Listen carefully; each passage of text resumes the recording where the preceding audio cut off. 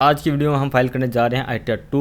तो इस वीडियो में हम जानेंगे कि ITR 2 को कैसे फाइल किया जाता है। उससे पहले ये जान लेते हैं ITR 2 किस पे एप्लीकेबल होती है और कौन ITR 2 को फाइल कर सकता है। ITR 2 को हर एक इंडिविजुअल और HUF फाइल कर सकती है जिसकी इनकम बिजनेस और प्रोफेशन के अलावा किसी भी अन्य हेड से हो, और जो इंडिविजुअल ITR 1 के लिए एलिजिबल नहीं है वो भी अपनी इनकम को ITR 2 के अंदर डिक्लेयर कर सकते हैं। आइए अब देखते हैं ITR 2 को कैसे फाइल किया जाता है स्टेप बाय स्टेप। हम आ चुके हैं इनकम टैक्स पोर्टल पर। अब करते हैं लॉगिन।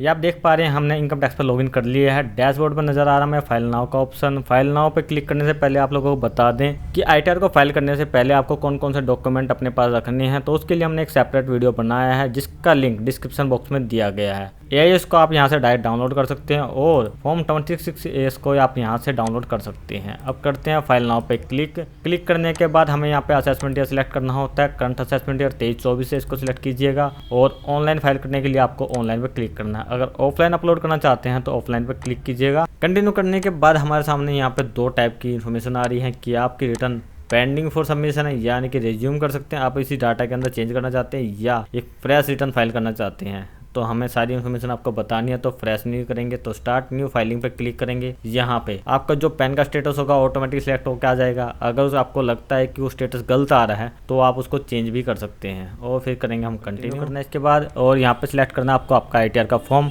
ITR 2 फॉर्म सेलेक्ट करते हैं हम और उसके बाद करते हैं प्रोसीड पे क्लिक। अब हमारे सामने 3 स्टेजेस नजर आ रही हैं, 1 2 3। फर्स्ट स्टेज के अंदर आपको वैलिडेट करनी है आपकी रिटर्न, उसका ब्रेकअप। अगर प्री फिल डाटा आ रहा है तो उसको वेरीफाई करना है। उसके बाद आपको कंफर्म करना होगा जो रिटर्न की समरी बनेगी।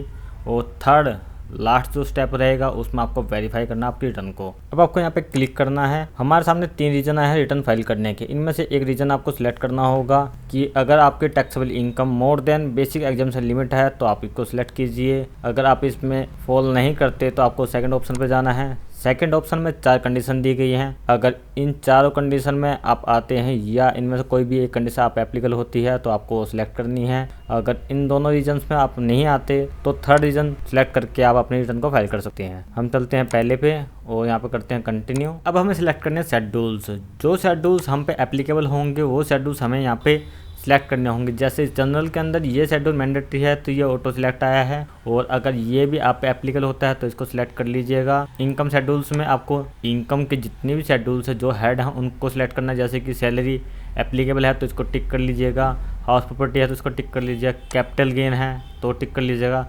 112 लॉन्ग टर्म अगर इक्विटी शेयर वगैरह से आपको गेन हुआ है या लॉस हुआ है तो उसके लिए टिक कर सकते हैं आप। और क्रिप्टो करेंसी में लेन देन किया है तो आपको ये वीडियो का शेड्यूल फिल करना होगा। अदर सोर्सेज के लिए ये टिक कर लिया हमने। स्पेसिफाइड पर्सन्स इनकम के अंदर आपकी आती है आपकी पत्नी या आपके पति की इनकम को आप अपनी इनकम में क्लब करना चाहते हैं, या बच्चों की इनकम को अपनी इनकम में क्लब करना चाहते हैं तो आपको ये वाला शेड्यूल फिल करना है। एग्जेम्प्टेड इनकम में आती है आपकी एग्रीकल्चर इनकम, या आपको कोई इंटरेस्ट मिला है PF वगैरह पे, या किसी और तरह की एग्जेम्प्टेड इनकम आप यहाँ पे डिक्लेयर कर सकते हैं।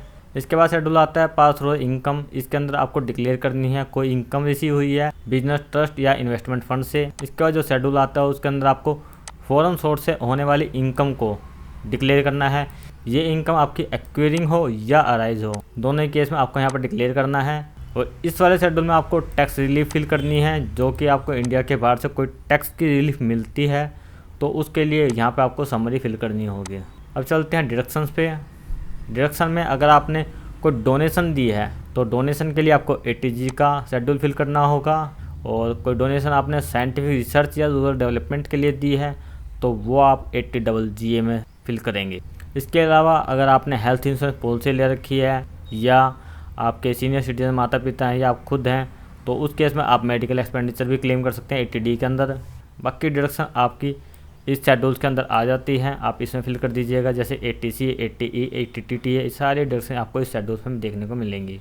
इसके बाद चलते हैं हम टैक्स पे। टैक्स में आपको ये 2 फील्ड जो आती हैं, 2 शेड्यूल्स आते हैं, ये मैंडेटरी हैं। इसके बाद आप टैक्स पेमेंट सेल्फ असेसमेंट हो या एडवांस टैक्स हो, ये आप यहाँ पे शो कर सकते हैं। TDS आपका कोई कटा है या आपका TCS कलेक्ट हुआ है तो आप इसमें शो कर दीजिएगा। टैक्स डेफर्ड ऑन ESOP का केस है तो आपको ये शेड्यूल फिल करना है। और लास्ट में अदर्स में अगर आपका कोई लॉसेज है किसी भी हेड से तो उसको आप कैरी फॉरवर्ड करना चाहते हैं या ब्रो फॉरवर्ड करना चाहते हैं तो उसके लिए आपको ये शेड्यूल फिल करने होंगे। और अगर इंडिया के बाहर आपके कोई असेट्स हैं तो ये शेड्यूल आप पे एप्लीकेबल होता है। AMT के केस में आप ये एप्लीकेबल होगा, और अगर AMT का कोई क्रेडिट आपके पास बचा हुआ है तो उसके लिए आपको ये शेड्यूल फिल करना होगा। और सबसे इम्पोर्टेंट शेड्यूल, अगर आपके टोटल इनकम 50 लाख से ज़्यादा बन रही है तो उस केस में आपको असेट्स एंड लायबिलिटी का ये शेड्यूल फिल करना मैंडेटरी है। अब करते हैं हम कंटिन्यू। तो हमारे सामने आ गए हैं कि आपने 20 शेड्यूल सेलेक्ट किए हैं और इससे रिलेटेड कुछ क्वेश्चंस हैं।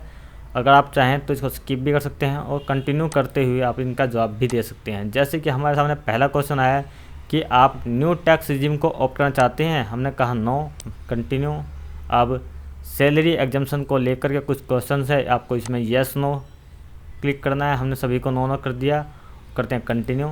अब आगे डिडक्शन में वैसे ही आप येस नो करना है आपको, या आप इसको स्किप भी कर सकते हैं। ये हमारे सामने सभी शेड्यूल्स की समरी तैयार हो गई है। अब इन सभी को आपने ओपन करके देखना है और उनको कंफर्म करना है, जैसे कि यहाँ पे कंफर्म लिखा रहा है। अब बात करते हैं एक एक शेड्यूल्स की कि उसमें क्या डाटा फिल करना है और कैसे करना है। अब हम पहले शेड्यूल्स को ओपन करते हैं, जनरल इन्फॉर्मेशन को इस पर क्लिक करते हैं। ये हमारा जनरल इन्फॉर्मेशन ओपन हो गया है। इसमें आप पर्सनल इन्फॉर्मेशन को एडिट नहीं कर सकते, आप इसको सिर्फ वेरीफाई कर सकते हैं। इन फ्यूचर आप चेंज करवाना चाहें तो इसको पेन अमेंडमेंट करवा करके चेंज कर सकते हैं। कॉन्टैक्ट में आप ये डिटेल जो आ रही है इसको एडिट कर सकते हैं। अगर आपको लगता है डिटेल गलत आ रही है या उसको अपडेट करना चाहते हैं तो आप यहाँ पे अपडेट कर सकते हैं। इसमें आप एड्रेस, मोबाइल नंबर और ईमेल आईडी, इन चारों चीज़ों को अपडेट कर सकते हैं। फाइलिंग स्टेटस में यहाँ पे आपके फाइलिंग से रिलेटेड सेक्शन दिए गए हैं कि आप अगर अपने रिटर्न को ऑन और बिफोर ड्यू डेट फाइल कर रहे हैं तो 139(1) के अंदर फाइल कर रहे हैं, और अगर आप आफ्टर ड्यू डेट फाइल कर रहे हैं तो 139 क्लोज 4 में फाइल करें, और रिवाइज कर रहे हैं तो रिवाइज को आप 139 क्लोज 5 के अंदर फाइल कीजिएगा। इसके बाद आता है कि क्या आप न्यू टैक्स रिजिम को ऑप्ट करना चाहते हैं, यस नो में आपको आंसर देना है। इसके बाद रेजिडेंशियल स्टेटस की बात करता है कि रेजिडेंट ऑफ इंडिया हैं आप, तो आपको यहाँ पर स्टेटस बताना है इंडिया में आपका क्या रेजिडेंशियल स्टेटस है, रेजिडेंट है, नॉन रेजिडेंट है, या resident but not ordinary resident है। इसकी कुछ कंडीशंस यहाँ पर दी गई हैं, आपको इनमें से एक चूज करनी है। जो रेगुलर इंडिया के रहने वाले हैं उनको ये पहले वाली सिलेक्ट करनी है। इसके बाद हमने ये नो किया। रिप्रेजेंटेटिव का केस है तो आपको यस करना है और उसकी डिटेल को यहाँ पर फिल कर देना है, नहीं या तो नो करेंगे। ऐसे ही डायरेक्टर का केस है।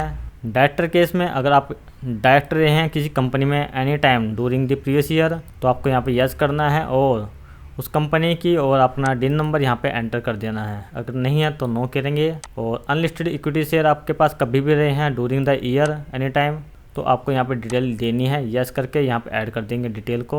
और बैंक डिटेल्स के अंदर आपको यहाँ पे बैंक डिटेल्स ऐड करनी है। आपके सभी बैंक अकाउंट्स यहाँ पे ऐड होने चाहिए और जिसमें आप रिफंड चाहते हैं वो बैंक अकाउंट आपका वैलिडेट हो जाना चाहिए, तभी आपका रिफंड आपके अकाउंट में आएगा, अदरवाइज आपका रिफंड आपके अकाउंट में नहीं आएगा, ध्यान रखिएगा। हम करते हैं अब इसको कंफर्म। ये हमारी डिटेल कंफर्म हो चुकी है। अब चलते हैं शेड्यूल सैलरी पे, इस पर क्लिक किया हमने। यहाँ पे आपको आपके एम्प्लॉयर की डिटेल देनी होती है, एडिट कर लेते हैं और देखते हैं।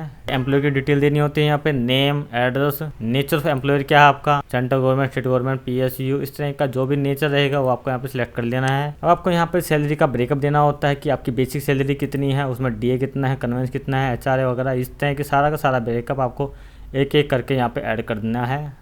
जैसे बेसिक में बेसिक डाल दिया हमने, HRA में HR डाल दिया, आपको DA में DA डाल देना। ऐसे ही आपको करते करते यहाँ पे पूरी अपनी लिस्ट बना देनी है। अगर आपके पास ये डिटेल नहीं है तो अपने HRA डिपार्टमेंट से ले सकते हैं, या आप HRA क्लेम नहीं करें तो यहाँ पे ग्रोस सैलरी दिखा करके भी अपनी रिटर्न को फाइल कर सकते हैं। परक्यूजिट की यहाँ पे लिस्ट दी गई है, इनमें से जो आपके एप्लीकेबल परक्यूजिट हैं वो ऐड कर सकते हैं, उसका अमाउंट यहाँ पे एंटर कर दीजिएगा। प्रॉफिट के केस में यहाँ पे प्रॉफिट के कुछ ऑप्शन दिए गए हैं, उन ऑप्शन में से आपको एक चूज कर लेना है और यहाँ पे एंटर कर दीजिएगा अमाउंट, और यहाँ पे करते हैं हम सेव। थर्ड में आपको allowances to extend the exempt allowance under section 10 के अंदर जो डिटेल्स है वो दे सकते हैं, जैसे कि एनी अदर हमने यहाँ पे एंटर कर दिया है। अब बाकी HRA वगैरह भी यहाँ पे ऐड अनदर करके यहाँ पे नेचर सेलेक्ट कर सकते हैं। जो भी आपके अलाउंसेज का नेचर है एग्जाम्प्ट अलाउंस का वो यहाँ पे सिलेक्ट करके उसका अमाउंट यहाँ पे एंटर कर दीजिएगा और ऐड कर लीजिएगा। थर्ड ए के अंदर आप लेस कर सकते हैं, आपका कोई एरियर है पिछले सालों का वो आपको मिला है तो उसकी रिलीफ आपको यहाँ पे मिल सकती है, तो उसका अमाउंट यहाँ पे एंटर करना है, रिलीफ अमाउंट कितना मिला आपको। और डिडक्शन यहाँ पे स्टैंडर्ड डिडक्शन ऑटोमेटिकली आएगी। अगर गवर्नमेंट एम्प्लॉय है तो एंटरटेनमेंट अलाउंस आपको मिलता है तो उसकी क्लेम कर सकते हैं। अगर प्रोफेशनल टैक्स अगर आपका पे हुआ है तो उसकी डिडक्शन आप यहाँ पे क्लेम कर सकते हैं। इसके बाद यहाँ पे हमारी आ जाती है नेट सैलरी, तो इसको करते हैं कन्फर्म। अब चलते हैं शेड्यूल्स हाउस प्रॉपर्टी पे।